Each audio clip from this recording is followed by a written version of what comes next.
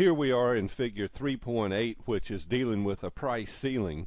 And a price ceiling is one whose price is below the equilibrium price. I know sometimes it seems upside down or backwards to me to think of it that way, but here's how to read this graph. If there was a free and open market, the equilibrium price would be right here. We come over to point E and drop our plumb line, and the quantity of housing would be OQE. So political figures come into the scene and they say to themselves, it just doesn't seem fair for a working person to have to pay this much of a price, so we're going to impose a price ceiling. So they probably do it with a good heart, but here's the consequence. If a price ceiling by definition is a price below that equilibrium price, and so at that price, in terms of who wants it, you go over here to point A and you say, wow, a lot of people want it. But on the other side of the market, the owner, the supplier, at this excuse me, at this lower price, you go to point B and you say the owner is ready, willing, and able to supply OQS. So the upshot of this is that in the if you were to leave the free market, you would have quantity QE being delivered to the market, but now because of the price ceiling, you have only OQS being delivered. And on the other side of that market, the owner, he is getting, I don't know if I was going to say robbed or this is the difference. This difference right here is the amount of money he's losing per unit per month. And so for him, the incentive is to never fix the water leak or the bug problem or the heating problem, the HVAC.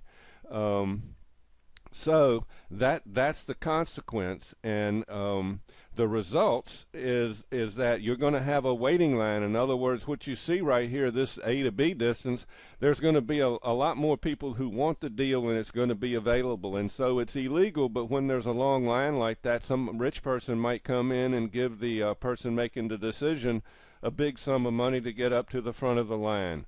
In fact, in terms of the rent control houses, places in New York City, Hollywood actresses are in there, and you would have it perpetually because you would give it to your uncle or your cousin or whatever. Once it's in the family, you're getting subsidized. So the big picture here is we're talking about an interference with the market. In other words, remember what it's doing. It's distorting all the information that was embodied in the supply and demand curves. Remember that there's millions of people in that demand curve, and they're saying what they're ready, willing, and able to do based on their own self-interest. And the same thing is true over on the supply side. And so this supply and demand curve is presenting really valid information. And it's nice to be able to see, using supply and demand, how you can analyze the situation as it might relate to a policy. So you end up having fewer houses, and the owner is getting this much less income per unit, so he's never going to build any more apartments. So you're always going to have this problem. So let's go over to figure 3.9 when we're dealing with a price floor. And in this situation here, it's $18.75, and so we shoot an arrow over to the supply side, and it says, okay, if I'm the owner, I'm ready, willing, and able to supply this quantity at that price. On the other hand, you and I, as the demanders of the sugar, we say, wow, at an $18.75 price, we only want Q sub D. So the objective of a price floor is to increase the price of the item. It doesn't matter what the item is. In this case, it's sugar. It would be the same graph if we were dealing with the demand for unskilled labor, which is somewhere else in this folder.